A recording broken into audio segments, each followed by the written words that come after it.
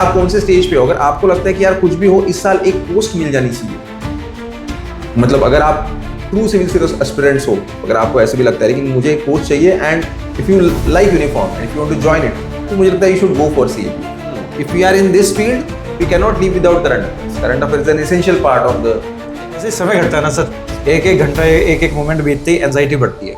वो anxiety stress है ना, वो ऐसा रूप ले लेती है कि वो ना तो पढ़ने देती है और ऊपर से ना पढ़ने का रिग्रेट भी देती है। We have got 2 months to prepare. We have a lot of static portion to revise. Hindi medium students का सिलेक्शन होगा या नहीं होगा?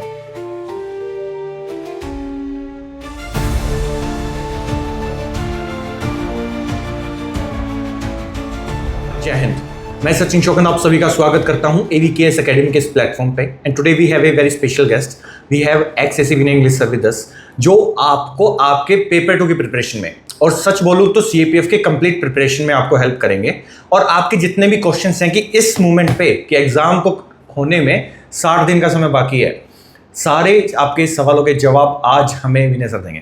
तो सबसे पहला सवाल जो बहुत सारे स्टूडेंट्स ने हमसे पूछा है, सर 60 दिन का समय बाकी है, क्या 60 दिन के समय में जो समय बचा हुआ है CAPF AC 2025 का एग्जाम क्लियर किया जा सकता है या नहीं किया जा सकता? मुश्किल है। It's a difficult thing to it's a exam conducted by UPSC, तो मुश्किल तो है भाई। लेकिन मुझे लगता है कि ऑफिसर बनने का सफ़र आसान कैसे हो सकता है ना? तो है तो मुश्किल, बट किया जा सकता है। अगेन ये मैं उन कैंडिडेट्स के लिए बोल रहा हूँ कि जो कैंडिडेट्स ऑलरेडी मतलब they are preparing either for CDS या फिर सिविल सर्विसेज के लिए वो GS का प्रिपरेशन कर रहे थे, तो उनकी कुछ कमांड है पॉलिटी, ज्योग्राफी, हिस्ट्री पे, they are well aware about the subjects, right. अगर वो लोग कंसिस्टेंटली अगले 2 महीने में, मतलब जो उनका पेपर 1 के लिए जो रिवीजन चाहिए, पेपर 1 का मतलब GS आई एम सेइंग, उसकी रिवीजन अगर वो कंसिस्टेंटली करते हैं और रोज 2 घंटा या एटलीस्ट अल्टरनेट अगर वो 2 घंटा देते हैं पेपर 2 के लिए, तो it is quite possible. Again I am saying मुश्किल इसलिए है क्योंकि रोज कोई चीज कंसिस्टेंटली करना ये मुश्किल बात होती है। अगर ये आप कर पाओ तो exam is doable, because paper 2 is all about writing practice. तो इसलिए मैं रिकमेंड करते रहता हूँ यार कि विदाउट, मतलब again the thing comes to that, test series is very important in this scenario. आपको लगता है कि मैं पढ़ लूंगा, यूट्यूब के सेशंस अटेंड कर लूंगा, कुछ इंफॉर्मेशन इकट्ठा कर लूंगा तो मेरा पेपर 2 निकल जाएगा। लेकिन पेपर 2 में अपने आप में एक प्रिपरेशन है, स्किल है, which you should give time. तो मैं नॉर्मली रिकमेंड नहीं करता कि 2 महीने में वो पॉसिबल होगा, क्योंकि मैं अज्यूम करके चलता हूँ कि आप रोज नहीं पढ़ते हो ना। लेकिन अगर 2 महीने में करना है तो 2 महीने की जगह ना नंबर ऑफ आवर्स की बात करो। मतलब अगर 60 डेज है और रोज 2 घंटा आप कर रहे हो, और सिर्फ रोज 2 घंटा करने से नहीं होगा, मतलब किसी दिन आप full length test series solve कर रहे हो तो वो 3 घंटा आप दे रहे हो। तो ओवरऑल अगर आप 120 से around 150 hours if you are able to give to paper 2, then it is absolutely possible। लेकिन उतना क्या आप दे रहे हो एकदम सिंसियरली, मतलब सिर्फ बैठना नहीं होता है उसमें, रोज अपने कंफर्टेबल जोन को ब्रेक करना उसमें आ गया कि मुझे नहीं आ रहा है फिर भी मैं बैठा हूँ। ऐसा नहीं कि मैं तुरंत ChatGPT खोल के देख रहा हूँ कि उसका क्या मटेरियल है। I am spending time, I am trying to bring the information which is already stored here on the paper, जिसकी हमको आदत ही नहीं है। और मुझे लगता है खुद से घर पे करना वो बहुत डिफिकल्ट है, इसीलिए I recommend test series. But for your question, yes it is doable. मुश्किल है बट पॉसिबल है। सर आपने बात की उन एस्पिरेंट्स के बारे में जिन्होंने CDS के लिए प्रिपेयर किया है लाइफ में, या किसी भी और एग्जाम के लिए प्रिपेयर किया है, दैट मीन्स उनका पेपर 1 का कुछ पोर्शन प्रिपेयर होगा पहले से। हाँ, तो सबसे ज़्यादा प्रॉब्लम लेकिन बच्चे फेस करते हैं पेपर 2 में। पेपर 2 उन लोगों के लिए नया होता है। नया क्यों होता है? कॉलेज में लिखने की आदत छूट जाती है, उसके बाद कभी कुछ लिखा ही नहीं होता है। तो पेपर 2 के लिए स्पेसिफिकली क्या अप्रोच होनी चाहिए इन स्टूडेंट्स की जो अभी एग्जाम देने वाले हैं? देखिए मैंने अभी जो बताया उसी को मैं रिपीट करूंगा, उसमें कुछ चीज़ें मैं ऐड करूंगा।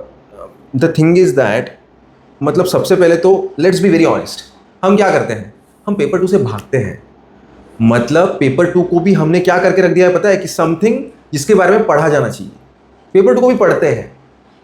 तो अभी पकड़ लीजिए, ये किताब है जो AVKS की किताब है, जो पेपर 2 की किताब है, उस किताब को मैंने देखा, अभी बच्चे जो है उस किताब को खरीदते हैं और उसको पढ़ने लगते हैं और उनको लगता है कि वो पढ़ के पेपर 2 हो जाएगा।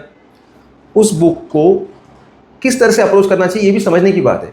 मुझे सबसे इंपॉर्टेंट बात ये सुन लो आप मेरी, वहाँ जाके क्या करना है, वहाँ जाके जो करना है उसकी प्रैक्टिस नहीं करेंगे तो कैसे हम लोगों को रिजल्ट मिलेगा? वहाँ जाके आपको पढ़ के दिखाना है क्या? वहाँ वो ओरल टेस्ट लेने वाले हैं क्या? That's a written test. तो राइटिंग की प्रैक्टिस नहीं कर रहा हूँ मैं सिर्फ पढ़ रहा हूँ और ये अज्यूम करके चल रहा हूँ कि मैं लिख लूंगा उस दिन। कैसे लिख लूंगा? आपको 4 ऐसे 2 आर्ग्यूमेंट, 2 रिपोर्ट, एक प्रेसी, एक कॉम्प्रेंशन और कुछ ग्रामर का पोर्शन, ये सारा 3 घंटे में करना है। मैं बोलता हूँ ये सेशन आप देख के खत्म करो और तुरंत पहले काम करके देखो। एक फुल लेंथ पेपर लो और just try to solve it, जितना आ रहा है उतना। You will realize how much pressure you feel when you solve that paper. It's so difficult. तो इसके लिए सबसे इंपॉर्टेंट स्ट्रेटेजी क्या है? राइटिंग तुरंत शुरू करना। इसलिए फिर वही बात आ गई, उसमें फिर आ गया टेस्ट सीरीज, क्योंकि सिर्फ राइटिंग करके नहीं होगा ना, somebody needs to evaluate it, right? तो राइटिंग प्रैक्टिस कंसिस्टेंटली अगर करते रहेंगे और किसी को एवेल्युएट करने के लिए दे रहे हैं, मुझे लगता है अभी यूट्यूब पे हम लोगों ने वो फ्री वाला जो सीरीज भी डाला है पेपर 2 के लिए। सो if you go through that, आपको एक रफ आइडिया मिल जाएगा कि भाई ऐसे कैसे लिखना है, आर्गुमेंट कैसे लिखना है, रिपोर्ट राइटिंग कैसे करनी है। तो just take the guidance from there and start writing, get it evaluated consistently. अगर 2 महीना ये कंसिस्टेंटली करते तो there is very good chance कि आपका हो जाएगा। सर, आप पेपर 2 लिखने की बातें करते हो, पेपर 2 लिखने के बाद इवेलुएट करवाने के बारे में बातें करते हो, तो इवेलुएशन कौन करे? तो क्या कोई टेस्ट सीरीज बच्चे को ज्वाइन करनी चाहिए, या अगर टेस्ट सीरीज ज्वाइन करता है कोई बच्चा तो उसका इम्पैक्ट क्या होता है इस CAPF-AC की प्रिपरेशन के अंदर? आई कैन नेवर अंडरस्टैंड कि मैं कहाँ खड़ा हूँ। इफ आई राइट समथिंग, वो अच्छा है, बुरा है, एक्सेप्टेबल है, नहीं एक्सेप्टेबल है। अगर एक्सेप्टेबल है तो उसको आउट ऑफ 20 5 मार्क मिलेंगे, 8 मार्क मिलेंगे या 11 मार्क मिलेंगे, आई डोंट नो, राइट? क्या मैंने जो टॉपिक दिया है, जो टाइटल दिया है, उसको एग्जैक्टली एड्रेस करके लिखा है या I am beating around the bush? I don't understand, right? So it is very important that someone who has already cracked the exam, right, is checking the paper. और इसीलिए irrespective of classroom sessions, I recommend test series. आप classroom session join करो नहीं करो वो आपका personal decision है, लेकिन टेस्ट सीरीज इज मस्ट। तो आपको कोई भी ज्वाइन करो, लेकिन ऐसी टेस्ट सीरीज जहाँ कुछ सेक्शनल टेस्ट हो, कुछ फुल लेंथ टेस्ट हो और आप कंसिस्टेंटली लिख के भेज रहे हो, आपको कंसिस्टेंसी जो है इवैल्यूएशन में वो भी मिल रहा है और उसकी वजह से आपको आपकी गलतियाँ पता चल रही है, फिर आपको इंप्रूव कर रहे हो, फिर आगे बढ़ रहे हो। इस तरह से आगे जाओगे तो then you are ready for exam. So test series is must, I would say. उसमें भी मैं बोलूँगा कि अभी तो खैर जून शुरू हो जाएगा, तो अगेन इट डिपेंड्स आपका प्रिपरेशन कितना हुआ है, पर मुझे लगता है कि अगर कंसिस्टेंटली रोज लिखना है तो थोड़ा सेक्शनल, मतलब कुछ ऐसे लिख के देख लिए, फिर कुछ आर्गुमेंट लिख के देख लिए और फिर फुल लेंथ भी लिख के देख लिया, है ना? ये होना चाहिए। So test series according to me is something which is very very very essential. Okay sir, test series essential है, ये मैंने आपकी बात मान ली। बट बच्चों का एक क्वेश्चन और होता है, वो क्वेश्चन है करंट अफेयर्स का, कि उन्हें करंट अफेयर्स 6 महीने के लिए पढ़ने हैं, 1 साल के करंट अफेयर्स पढ़ने हैं। करंट अफेयर्स का रोल उनके पेपर 1 के अंदर है या पेपर 2 के अंदर है या दोनों के अंदर है। तो करंट अफेयर को लेके क्या अप्रोच होनी चाहिए एस्पिरेंट्स की जो आज से 2 महीने बाद एग्जाम में बैठेंगे? सी ऐसा तो मतलब जो बच्चे प्रिपेयर कर रहे हैं, ऐसा तो है नहीं कि करंट अफेयर्स के बारे में उनको बिल्कुल पता नहीं है। तो जो लोग ऑलरेडी प्रिपेयर कर रहे हैं CDS या स्टेट सर्विस के एग्जाम के लिए भी प्रिपेयर करते हैं, तो we all know if we are in this field we can not live without current affairs. Current affairs is an essential part of the exam, right? Magazines कुछ recommend करते हैं कि इस मैगजीन से देखो, एक कोई भी स्पेसिफिक मैगजीन। आजकल तो यार PDF मिल जाता है, formats are there available on internet.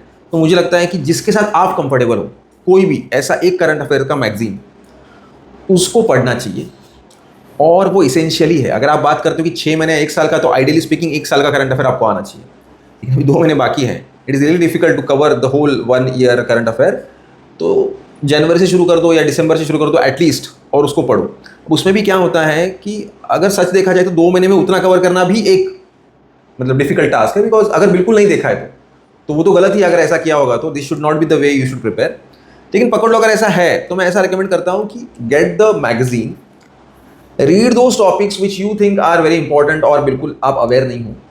अब कुछ ना कुछ तो छूटेगा, लेकिन ये इंपॉर्टेंट नहीं है कि क्या छूट रहा है, वैसे भी आपका बहुत कुछ छूट ही रहा है। पकड़ लो, आप किसी एक स्पेसिफिक करंट अफेयर के मैगजीन को पढ़ते हो, फिर भी वो करंट अफेयर का मैगजीन भी सारा का सारा कवर नहीं कर सकता ना, तो जो उसमें नहीं है वो तो छूट ही गया है। तो व्हाट इज इंपॉर्टेंट, आप जो पढ़ रहे हो उसको एक बार ठीक से पढ़ना, समझना। If you look at the pattern of UPSC, for example अभी सिविल सर्विस प्रीलिम्स हुई है, थोड़ा डेप्थ में जाके पूछ रहे हैं, ऊपर ऊपर से पढ़ने की बात अब रही नहीं है। आप ऊपर ऊपर से पढ़ोगे तो भी वो वेस्ट ऑफ टाइम ही है, क्योंकि यूपीएससी थोड़ा डेप्थ में पूछेगी, फिर आपको लगेगा कि यार ये पता है लेकिन इतना डेप्थ में नहीं पता, and you are not able to answer. That's very frustrating actually. तो मुझे लगता है कि कुछ लिमिटेड चीज़ों को पढ़ना और उन्हीं को बार बार पढ़ना, इट्स वेरी इंपॉर्टेंट। तो 6 महीने का तो मिनिमम पढ़ना ही चाहिए, लेकिन अगर उसमें भी कुछ छूट गया, मतलब हर मंथ का थोड़ा थोड़ा कर लो, कुछ छूट गया तो नई चॉइस है अपने पास, लेकिन जो पढ़ा है उसको रिवाइज करना इज इक्वली इंपॉर्टेंट। तो कुछ नया पोर्शन छूट गया क्योंकि 2 महीने का टाइम है and you have to lots of limitation, current affair भी करना है, स्टैटिक पोर्शन भी है, पेपर 2 भी है, तो 6 महीने का तो मिनिमम करना चाहिए और उसमें जितना पॉसिबल है उतना कीजिए, लेकिन जो किया है उसको वापस से रिवाइज कीजिए again and again and again. Sir, आपने एग्ज़ाम के पैटर्न के बारे में बात किया कि एग्ज़ाम के पैटर्न को बच्चों को समझना पड़ेगा। अब टेस्ट सीरीज उसमें हेल्प कर देगी बच्चों की, करंट अफेयर बच्चों को पढ़ना है, ये सब चीज़ें क्लियर है। सर, एग्ज़ाम का पैटर्न समझने के लिए प्रीवियस ईयर के क्वेश्चंस देखने पड़ते हैं, तो PYQs का एक्चुअल में इस प्रिपरेशन में कितना रोल है, और क्या अभी इस मोमेंट पे बच्चों को PYQs देखने चाहिए नहीं देखने चाहिए?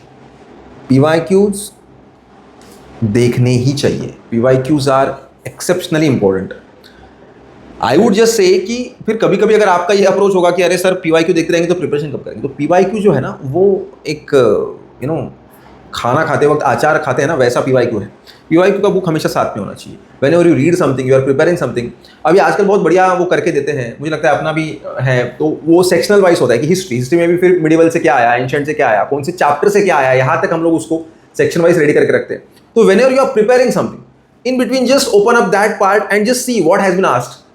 होता क्या है, मैं जो पढ़ रहा हूँ वो कितने लेवल का है, वो कितने काम का है, कैसे पता चलेगा? सो मीनवाइल थोड़ा सा बीच में उसको खोल के देखना चाहिए। PYQ कोई ऐसी किताब नहीं है जिसको आप पूरा, मतलब जैसे कि एक किताब पढ़नी है वैसे आप एक दिन में या 8 दिन में वो PYQ की किताब पढ़ ली, नहीं। It should be always with you, but it should be there. Even तो 1 महीना भी बाकी हो तो भी मैं बोलूँगा PYQ का रोल है। क्यों है? क्योंकि एक अंदाजा तो लेना पड़ेगा आपको कि भाई किस तरीके का सवाल पूछा है। तो PYQ के लिए ज़्यादा समय नहीं देना है, अपने पास रखना है। पढ़ाई करते करते 2-4 सवाल देख लिए, अगला चैप्टर पढ़ लिया, फिर उसके सवाल देख लिए, दैट्स इट। इतना इंपॉर्टेंस है, लेकिन वो है। So it is good that you have PYQ with you.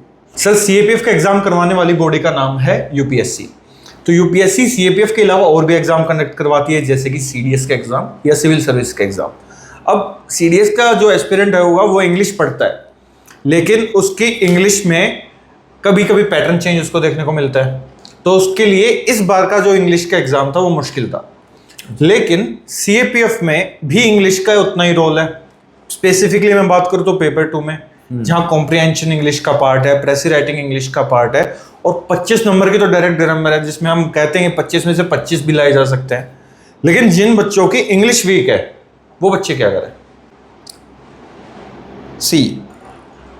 जिन बच्चों की इंग्लिश वीक है वो इन 2 महीने में कुछ ज़्यादा नहीं कर पाएंगे। मतलब let me be very honest, how is it possible to learn every aspect of language and is able to write down the exam? It's really difficult. इसीलिए जिनका इंग्लिश वीक है उन्होंने थोड़ा अर्ली स्टार्ट लेना बहुत ज़रूरी होता है। हम ज़्यादा से ज़्यादा ये बोल सकते हैं कि पकड़ लीजिए, अगर मतलब एंड UPSC जो है वो आपको बिल्कुल डिस्काउंट नहीं देने वाली है। Essay writing, argument writing, report writing, जो कुछ आज आप इंग्लिश में लिखने वाले हो, वहाँ grammatical mistakes are not taken very well. ठीक है, मतलब वो चाहते हैं कि आप सिंपल लिखो लेकिन सही लिखो। हाँ, ये हो सकता है कि आपने पूरी ताकत लगा के आपको जिस तरह से आता है उस तरह से आपने लिख दिया, लेकिन ग्रामर वाला जो पोर्शन है यार, वो तो आप ना मतलब सीख सकते हो, वो कुछ बड़ी बात नहीं है। मतलब फ्रेजेस है या डायरेक्ट इनडायरेक्ट स्पीच है, तो वो तो हम 10th में थे तब भी हमको पढ़ाया जाता था। अब उस वक्त ज़्यादा समझ में नहीं आता था, ये बात मैं एक्सेप्ट करता हूँ, क्योंकि हम लोग सारे वीक थे उस वक्त। लेकिन फिर अभी अगर आप थोड़ा वापस उसको एक बार देखेंगे ना, तो वो डुएबल है। तो 25 मार्क का ग्रामर अभी भी फुल मार्क्स हम ले सकते हैं, ऐसा है। तो लेकिन उसके लिए डेफिनेटली आपको कुछ सीखना पड़ेगा। मतलब you can do it on your own, ठीक है, क्योंकि वो टेक्निकल पार्ट है। लेकिन जो बोलते हैं कि भाई मेरा वीक है, राइटिंग भी वीक है, तो मुझे लगता है ना यार, उसके लिए थोड़ा सा ज़्यादा समय देने की बात है, and it is really difficult to do that in 2 months। तो इन जनरल मैं बताता हूँ, इवन फॉर न्यू कैंडिडेट्स, कि थोड़ा सा टाइम दे के उसको थोड़ा NCERT पढ़ना, इंग्लिश न्यूज़ देखना, इंग्लिश में देखना, इंग्लिश सिनेमा देखना। इससे क्या होता है, हम लोग रेडियो पे इंग्लिश न्यूज़ सुनना, ये सारी चीज़ें जो है, हमारी जो मातृभाषा है वो बचपन में सुनकर सीखते हैं। हमको पढ़ना तो नहीं आता था बचपन में, फिर भी हमने सीख ली लैंग्वेज। तो सुनकर लैंग्वेज जल्दी सीखी जाती है. Same goes for English. If you keep on listening English through various means, और अब तो बहुत सारे मीन्स है यार, है ना, बहुत सारी वेब सीरीज है, बहुत सारा डेटा है, चैनल्स है, न्यूज है, लेकिन सुनना. So if you keep on listening and then we keep on writing, then we can improve our English. अच्छी वोकैबुलरी, बहुत सारी इंग्लिश सुनना can help to improve our English. But happening that in these 2 months is difficult process. You can give it a try, right? But it's a difficult process. So you can try your best there. But grammar आप classes attend करके सीख सकते हो. Absolutely. Sir कहते हैं ना, the best time to start something is yesterday and the second best time is today. तो आज से अपनी इंग्लिश के ऊपर उन बच्चों को काम स्टार्ट कर देना चाहिए. Absolutely. I would ठीक say है. so. और सर इसी में मैं जस्ट एक एड ऑन बताना चाहता हूँ कि इंग्लिश ग्रामर जिन बच्चों की वीक है, उन्हें समझ में नहीं आ रहा कहाँ से करना है, हम AVKS अकेडमी के ही यूट्यूब चैनल पे इंग्लिश ग्रामर के मैराथन पढ़ाएंगे. इसके अलावा पेपर 1 के सभी सब्जेक्ट्स के लिए फ्री ऑफ कॉस्ट हम मैराथन 1 शॉट वीडियो पढ़ा रहे हैं. और पेपर 2 के लिए भी हम लोग सीरीज कंडक्ट करवा रहे हैं, जो आप सबको देखनी ही देखनी चाहिए. वो आपके लिए रिवीजन पर्पज से बहुत ज़्यादा हेल्पफुल रहेगी, या जिन बच्चों को ग्रामर में दिक्कत आती है उन लोगों को ग्रामेटिकली मार्क्स इंप्रूव करने में हेल्प करेगी. Good. That's a good initiative. Okay sir. Sir एक और सवाल, अभी ना पीछे एक सिविल सर्विस का एग्जाम खत्म हुआ है. एग्जाम होने के बाद बहुत सारे एस्पिरेंट्स ऐसे हैं जो डायलेमा में हैं कि उनका एग्जाम क्लियर होगा या नहीं होगा, क्योंकि वो बॉर्डर लाइन पे आसपास उनके मार्क्स बन रहे हैं. तो अब उनके मन में एक दुविधा है. वो दुविधा ये है कि क्या सर हमें CAPF पे शिफ्ट हो जाना चाहिए, CAPF की प्रिपरेशन पे, या हमें मेंस के लिए प्रिपेयर करना चाहिए. So what will be your advice to these students? See, it's difficult to answer actually because जैसे कि अगर कोई ये क्लेम करता है कि मैं बॉर्डर पे हूँ, तो how you are deciding the border, because you don't know what is the performance of other students से. तो पिछले कुछ सालों का एनालिसिस करके अगर आपने कुछ सोचा होगा कि हाँ इसी के आसपास आएगा और मैं एकदम बॉर्डर पे हूँ, तो यार देखो ऐसा है कि पकड़ लीजिए, अगर आप अज्यूम करके चलिए कि आप ये अज्यूम करके चल रहे हो कि नहीं मेरा हो जाएगा, तो फिर आप मेंस का प्रिपरेशन शुरू कर रहे हो, विच इज़ गुड. सही बात देखा जाए तो जो एस्पिरेंट प्रीलिम्स होने के बाद मेंस का प्रिपरेशन शुरू कर रहा है वो सिविल सर्विस का एस्पिरेंट हो ही नहीं सकता. सिविल सर्विस का एक्चुअल एस्पिरेंट क्या करता है, पहले ही मेंस का प्रिपरेशन शुरू करता है. ठीक है, जो प्रीलिम्स के बाद मेंस का प्रिपरेशन शुरू करता है ना, उसको पता ही नहीं सिविल सर्विस क्या है, because it is really difficult to manage in the coming 4 months पूरा सिलेबस खत्म करना. तो पकड़ लीजिए अगर आपका हो भी गया तो भी it is really difficult to fulfil the goal of mains. लेकिन फिर भी पकड़ लीजिए अगर आपका नहीं हुआ तो आपका CAPF भी आपके हाथ से चला जाएगा.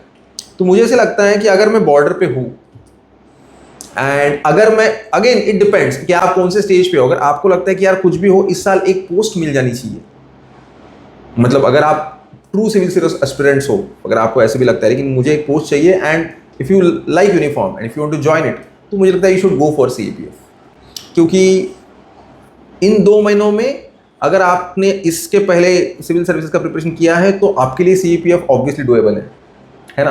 तो जो डुएबल है उसकी तरफ भागना इज़ बेटर. अगर आपका कट ऑफ से बहुत ऊपर आप हो और आपको श्योर है, then thing is different, you can go for mains obviously. लेकिन अगर आप कट ऑफ के बॉर्डर पे हो तो मुझे लगता है कि कल अगर वो नहीं हुआ तो दोनों हाथ से चले जाएंगे, मेंस भी और CAPF भी. तो I would recommend to go for CAPF, but still at the end it will be your personal decision. Sir आप मैनेजमेंट की बात करते हैं तो मैनेजमेंट से ना एक कीवर्ड दिमाग में आता है, टाइम मैनेजमेंट, जो सबसे बड़ा चैलेंज हो जाता है पेपर 2 के लिए.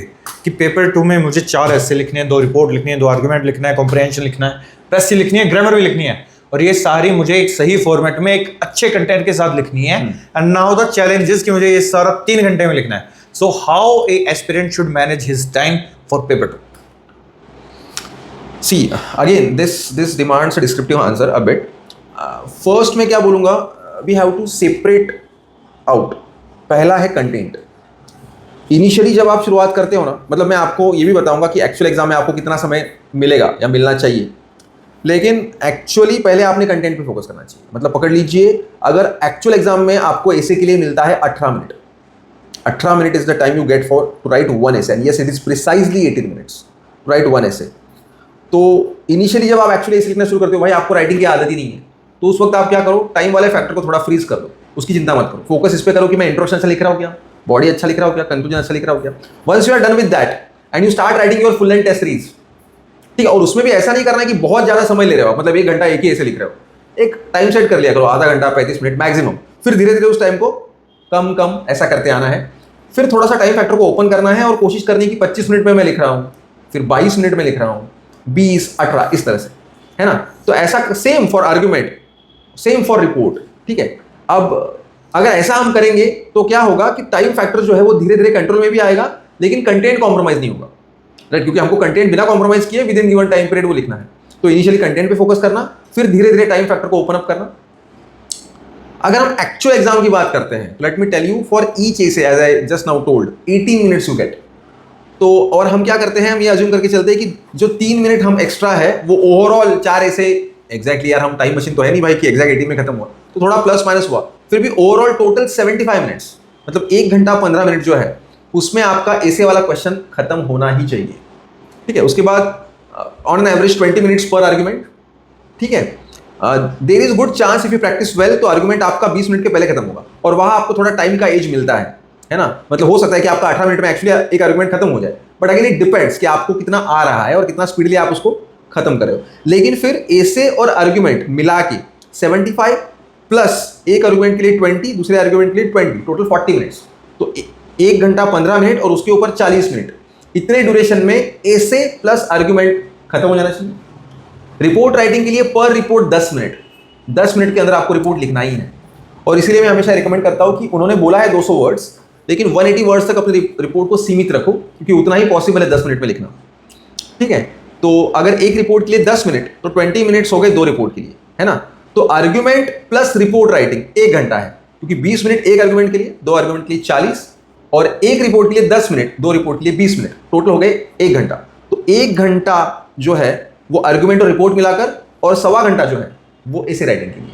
अब बचा पौना घंटा, उसमें 15 मिनट प्रेसी, 15 मिनट कॉम्प्रहेंशन, और बचे हुए 15 मिनट में आपको ग्रामर के क्वेश्चंस निपटाने हैं। इसमें हो सकता है कि आपका प्रेसी थोड़ा जल्दी हो गया, प्रेसी तो नहीं जल्दी होता है, खैर प्रेसी टाइम कंज्यूम करता ही है, क्योंकि आपको पढ़ना है और फिर उसको 1/3 करके लिखना है, so it takes time. Comprehension आप थोड़ा जल्दी कर सकते हो, और अगर आपने वो जल्दी कर दिया तो फिर ग्रामर जो है वो आप आखिरी के 15 मिनट में खत्म कर सकते हो। इसमें आप शांति से सोचोगे तो एकदम कट टू कट टाइमिंग मैंने बताया है, क्योंकि उतना टाइम लगता है। लेकिन थोड़ा अगर आप राइटिंग प्रैक्टिस अच्छे से करते हो तो आप आर्ग्यूमेंट राइटिंग में थोड़ा समय बचा सकते हो, है ना। तो उसका फायदा आपको एंड में होगा, मतलब थोड़ा सा ग्रामर के लिए आपको और 2-3 मिनट ज़्यादा मिल जाएंगे। इस तरह से टाइम का मैनेजमेंट हम लोग जो है एग्जाम में कर सकते हैं, लेकिन उसके लिए प्रैक्टिस जो है वो अभी से शुरू करनी पड़ेगी। सर टाइम की बात होगी, अब कंटेंट के बारे में बात करते हैं। कंटेंट के लिए सबसे बेस्ट अवेलेबल सोर्स मार्केट में इस वक्त है एवीकेएस एकेडमी की पेपर 2 की बुक। अनडाउटेडली ये मैं कह सकता हूँ, लेकिन कुछ बच्चे ढूंढते हैं कंटेंट न्यूज़पेपर के अंदर पेपर 2 के लिए। तो क्या इस मोमेंट पे बच्चों को न्यूज़पेपर पढ़ना चाहिए या नहीं पढ़ना चाहिए? मुझे हर वीडियो के कमेंट सेक्शन में ये क्वेश्चन मिलता है कि sir should we read newspaper और not? See it is really not possible, और नहीं करना चाहिए, एकदम स्ट्रेट फॉरवर्ड ओपिनियन में दे रहा हूँ। You have got 2 months to prepare, you have lot of static portion to revise, you have lot of test series of paper 1 2, वो भी तो आपको सॉल्व करनी है। You have to work on paper 2, you have to read current affair magazines. उसके अलावा newspaper पढ़ना is according to me is disaster. You should not go for newspaper reading right now. किसी दिन ऐसे ही आउट ऑफ क्यूरियोसिटी कोई एक article पढ़ लिया, है ना, इंग्लिश इंप्रूव करने के लिए कुछ और एक आध, है ना, पैराग्राफ पढ़ लिया, that's a different story all together. लेकिन ऐसा उसको करंट अफेयर्स का एक बहुत इंपॉर्टेंट रिसोर्स अज्यूम करके उसको पूरा मैं खत्म करूंगा रोज 2 घंटा दे के, is not at all expected. ये बहुत मतलब रेसिपी ऑफ डिजास्टर है, ये आपको प्रॉब्लम करेगा। अभी न्यूज़पेपर की तरफ ध्यान नहीं देना चाहिए। ये करंट अफेयर्स के मैगजीन्स जो बनाते हैं वो इतना सारा मेहनत करके एफर्ट्स लेके आपके लिए बहुत अच्छा कंटेंट अलग अलग न्यूज़पेपर से लेके आ रहे हैं, अलग अलग इशूज जो कवर किए हैं उसको यूपीएससी के फॉर्मेट में बना के दे रहे हैं। तो मुझे लगता है you should consume that and revise that again and again, and don't go for newspaper as of now. Okay sir.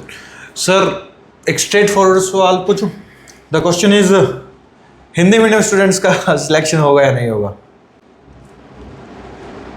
See, it's not about medium again, मतलब, and I am not being diplomatic. मैंने कुछ ऐसे बच्चों के paper 2 check किए हैं जिन लोगों ने हिंदी में ऐसे लिखे हैं, and they wrote it so well. So if you are able to express your thoughts in your language in essay, it creates so good impression on the mind of examiner. See paper 1 की बात करें का तो सवाल ही नहीं उठता, क्योंकि वहाँ तो आपको हिंदी और इंग्लिश दोनों मीडियम में क्वेश्चन दे रखा है. So for Hindi medium students also paper 1 is like you are on par with English medium student, right. But when it comes to paper 2, जहाँ सबसे ज़्यादा इंफिनिटी कॉम्प्लेक्स तो पेपर 2 में ही होता है. तो पेपर 2 में trust me, if you are good enough, it's not about medium. If you write good essays, it create such a good impression on the minds of examiner कि आपका argument और report writing पकड़ लो, आप Hindi medium से belong करते हो तो थोड़ा सा नहीं सर लिखने की आदत है ग्रामेटिकली, तो ही विल और शी विल कंसिडर. ठीक है, बिकॉज आपने जिस तरह से अपने व्यूज़ को वहाँ एक्सप्रेस किया है, और हो सकता है किसी अच्छे जिसने इंग्लिश मीडियम वाला है उसके आर्गुमेंट रिपोर्ट से थोड़े थोड़े मार्क्स आपको कम मिले, लेकिन आप ऐसे अगर अच्छा करते हो और बेसिक प्रैक्टिस करते हो, ऐसा नहीं है कि आपको फिर छोड़ देना है, आर्गुमेंट रिपोर्ट राइटिंग आपको अच्छा लिखना ही पड़ेगा, but it has nothing to do with your medium. Yes you have to practise more, because आपका लैंग्वेज वीक है तो ग्रामेटिकली आपको इंप्रूव करना है, ग्रामर वाला पोर्शन को कवर करना है, प्रेसी और कॉम्प्रेंशन को संभालना है. लेकिन ये बोलना बहुत गलत है कि सर वो बहुत मुश्किल है. हम लोग 10th स्टैंडर्ड में थे, उस वक्त भी हमको कॉम्प्रेंशन आता था एग्जाम में, और उसके बेस्ड क्वेश्चन हम लिखते थे, है ना. तो वो अगर पास करके हम ऊपर आ गए हैं तो it is not like that कि वो हम कर नहीं पाएंगे, है ना. लेकिन it has nothing to do with medium, trust me. We have some candidates ना फ्रॉम AVKS जिनका हिंदी मीडियम होते हुए भी they are in the final list. So it is absolutely wrong कि हिंदी मीडियम वालों का चांसेस कम है. It is absolutely possible. Sir the clock is ticking, tick टिक टिक. समय ज़्यादा जा रहा है, जाता जा रहा है. थोड़ा टाइम पहले ऐसा लगता था अभी तो अगस्त आया था, अभी फिर से अगस्त आने वाला है. 1 साल का समय था बच्चों के पास, अब वो घटते घटते घटते घटते 2 महीने के समय बच गया है. तो जैसे समय घटता है ना सर, एक एक घंटा एक एक मोमेंट बीतती ही एनजाइटी बढ़ती है. वो एनजाइटी, स्ट्रेस है ना, वो ऐसा रूप ले लेती है कि वो ना तो पढ़ने देती है और ऊपर से ना पढ़ने का रिग्रेट भी देती है. तो एनजाइटी को इस मोमेंट पे स्टूडेंट कैसे टैकल करें? I still remember when I was facing restless. So 8 दिन बाकी थे, 15 दिन बाकी थे, तो I called my mentor जो हमको पढ़ाते थे. And obviously उस वक्त जो आपकी हालत होती है I can understand because I have gone through that. So I talked to him and he was very kind and he talked to me properly कि it happens to everyone. And उन्होंने फिर भी ये बताया कि उनके साथ भी वो हुआ था. तो I felt good. ऐसा नहीं है कि तुरंत आपको सोल्यूशन मिल जाता है, बट अगर आप अपने मेंटर से बात करते हो, मतलब this is one thing you should do. उसके लिए आपकी कोई मेंटर होना भी चाहिए जो इस प्रोसेस से, इस फ्लो से जा चुका है. होता क्या है कि we can't share everything with our parents और इवन आवर एल्डर सिस्टर और brother. Why? Because they don't know what we are going through. If he और she is in complete different field altogether. तो जो आपका mentor होगा ना, उससे थोड़ा बात करना चाहिए बीच बीच में, व्हेनेवर यू फील रेस्टलेस. ठीक है, not every time but sometimes. I think जो आपके मेंटर होंगे तो हिज और her words can comfort you a lot, can give you some मतलब रिफ्रेशिंग माइंडसेट. दूसरी बात मैं बोलता हूँ कि थोड़ा सा ना ऑक्यूपाइड ज़्यादा रखना है अपने आप को ऐसी एक्टिविटीज़ में जिसमें आपका एक्टिव इन्वॉल्वमेंट हो. And why I am saying that, because many times students actually confuse studying with reading. जब हम पढ़ते हैं ना तो हम पैसिव होते हैं, मतलब पढ़ते तो है लेकिन our mind has a lot of scope to go here and there, और फिर वो सारे ख्याल जो है वो दिमाग में घर करते हैं. लेकिन पकड़ लीजिए अगर आप टेस्ट सीरीज सॉल्व कर रहे हो तो test series is what, it's a kind of challenge. You don't have scope to go here and there because a question is waiting for you. A question is challenging you कि भाई आ रहा है या नहीं आ रहा है. तो जितना आप ऑक्यूपाइड रहोगे टेस्ट सीरीज में, जितने क्वेश्चंस आप सॉल्व करोगे, उतना आप इतना ऑक्यूपाइड रहोगे, जब आपके सामने चैलेंज आता है तो फिर आपके माइंड को वो स्कोप ही नहीं है कि वो सोचे कि होगा कि नहीं होगा मेरा, क्योंकि आप बिजी हो. तो बहुत ज़्यादा बिजी होना is another way to deal with anxiety. So you keep on dealing with questions. You solve it within 2 hours maybe. You take a break, then you sit down and do the analysis of whole paper. सारी किताबें लेके आप बैठते हो, political ये सवाल मुझे आया, सही आया, गलत आया, गलत आया तो गलत क्यों हुआ, नहीं आया तो क्यों नहीं आया. फिर आप वो किताब निकाल के देखते हो, अच्छा ये था. तो एनालिसिस करने में आपके 4 घंटे जा रहे हैं. तो आप जितना ऑक्यूपाइड रहोगे, मतलब मुझे लगता है जिन लोगों ने अच्छा खासा प्रिपरेशन कर लिया है तो उनको एंग्जाइटी के लिए बहुत बढ़िया तरीका क्या है, reverse approach. Question paper solve करो और क्वेश्चन पेपर सॉल्व करते करते फिर रिवाइज करो वो किताब उठा के कि ये मैंने पढ़ा था, इसके ऊपर क्या आया है, फिर और थोड़ा पढ़ लेता हूँ. उससे क्या होता है, you are occupied. When you are occupied फिर स्ट्रेस आपको ज़्यादा परेशान नहीं करता है. फिर बाकी सारी चीज़ें हैं यार जो ये लोग बोलते हैं कि थोड़ा सा सिटिंग विथ योर सेल्फ, है ना, मेडिटेट करना, ये सब तो ये बिल्कुल वर्क करता है. ठीक है, कभी कभी वर्क नहीं करेगा ना तो भी आपको वो करना चाहिए, क्योंकि दूसरा कुछ तो कर नहीं रहा. अगर आप मतलब again it helps to listen to a good music, और जो भी है अपने दोस्तों से बात करना, थोड़ा ब्रेक लेना भी समटाइम्स इज नेसेसरी, है ना. तो सबसे इंपॉर्टेंट बात क्या है, there is no 100% solution on this. But एक चीज़ बोलूँगा कि ये यूनिवर्सल है और नेचुरल है. यूनिवर्सल है मतलब सबके साथ होता है और एग्जाम के पहले होता ही है. So it is common to all, so don't worry too much about it. Sometimes you just have to go through this. और कभी कभी मुझे लगता है एंग्जाइटी और स्ट्रेस हो रहा है, इट्स अ गुड साइन ना. It's a sign that you are worried about it. That means you are serious about it. That means you are preparing, right? So it's good. Just talk to your mentor sometimes. You might feel good. So I think this is what I can recommend. जो मैंने किया था. Sir कहते हैं ना कि मतलब उस बच्चे को तो स्ट्रेस होगा ही नहीं जिसने कुछ नहीं प्रिपेयर किया. उसे तो पता है मैं फेल होने वाला हूँ, वो तो नेक्स्ट ईयर के लिए प्रिपेयर करना स्टार्ट कर देगा. Okay sir, the last question आज के लिए. जाते जाते अगर आप कोई मैसेज हमारे एस्पिरेंट्स को देना चाहें. See, बहुत ज़्यादा दिमाग सोचता है क्यों, क्योंकि हमको फेलियर का डर रहता है. और हमको फेलियर का डर इसलिए नहीं है कि अरे यार नहीं हुआ, पर हमको लगता है कि पेरेंट्स है, रिलेटिव्स स्पेशली, और वो सारे फ्रेंड्स जो प्रिपरेशन नहीं कर रहे हैं लेकिन हमारे फ्रेंड्स थे और वो दूसरी जगह already they are having successful careers, तो हम हमेशा कंपेयर करते रहते हैं. So we feel very stressed out. मुझे लगता है कि इस एग्ज़ाम की तरफ इस तरह से देखना चाहिए कि आगे जब जाएंगे तो पीछे मुड़कर जब देखेंगे तो ऐसा ना लगे कि साला कुछ किया ही नहीं. ऐसा लगना चाहिए कि एक चैलेंज लिया था, वो हुआ नहीं हुआ छोड़ दो, लेकिन एक कोई तो चीज़ लाइफ में ऐसी कर रखी है, पूरा अपना पूरा निकाल के दे दिया था. तो कभी कभी ना वो एक जो फील है कि सारी ताकत लगा के कुछ करके देखा, उसका एक अलग टेस्ट है, अलग मज़ा है. And you can earn money. Okay, you can get the job security, you can have a family which is common for everyone, not a big deal. लेकिन पूरा ऐसे निकाल के किसी एक चीज़ को दे के देखना, ये भी अपने आप में एक अलग एक्सपीरियंस है. तो मुझे लगता है उस एक्सपीरियंस के लिए इस एग्जाम की तरफ देखना चाहिए. बाकी हो जाओगे तो जॉब भी मिलेगा, गाड़ी भी मिलेगी, and you will get everything. But ये जो है ना वो याद रहेगा. अभी भी sometimes when I feel down तो लगता है कि यार कुछ नहीं, क्या है मतलब, तो वो याद करता हूँ तो लगता है नहीं, अभी भी you can do it because you have done it that time, है ना. एग्जाम क्रैक किया वो नहीं, लेकिन पूरी ताकत लगा के उस वक्त जो काम किया है, वो जो मेहनत है ना, वो याद रहती है हमको. एंड वी सेट एक बार सेट करते हैं हम अपने आप के लिए, and it helps you when ever you feel down in your life. तो और ये अभी करना है, ठीक है ना. अभी जो एक फ्रेश अप्रोच है उसी में. तो मुझे लगता है इस एग्जाम को एक चैलेंज और एक स्ट्राइव फॉर एक्सेलेंस के एंगल से लीजिए कि मेरे को अपना बेस्ट देके देखना है कैसे फील होता है. बस इतना अगर करेंगे तो आई थिंक और कुछ बोलने की जरूरत नहीं है. ठीक है, I would just say all the best to all of you. Thank you, sir. Thank you so much for joining us. And to all the aspirants, you are family of AVKS परिवार. You are the part of the family because आप prepare कर रहे हैं CAPF के लिए. That is more than enough to become the part of this family. अब आप part है family का, तो आपके मन में हो सकता है कोई और सवाल हो, वो सवाल आप नीचे कमेंट सेक्शन में पूछ सकते हैं. I assure you कि आपको उस सवाल का जवाब मिलेगा. हो सकता है कि आप अपने प्रिपरेशन में कुछ ऐसी चीज़ें फेस कर रहे हो जो आपको परेशान कर रही हैं. हो सकता है वो पेपर 2 की प्रिपरेशन हो सकता है वो पेपर 1 की प्रिपरेशन हो सकता है वो टेस्ट सीरीज ना समझ में आ रही हो, कंटेंट ना समझ में आ रहा है, कोई भी चीज़ हो सकती है. तो आप अपनी स्क्रीन पे दिए हुए नंबर पे कॉल करें, पूछें, आपकी हेल्प होगी. अगर आपको लगता है कि है ना कोई और इशू है तो आप हम लोगों के साथ डिस्कस कर सकते हैं. आपके बाकी के सवालों का जवाब भी हम जल्द लेके आएंगे. Thank you so much for joining us. Thank you sir. Thanks a lot. जय हिंद, जय भारत.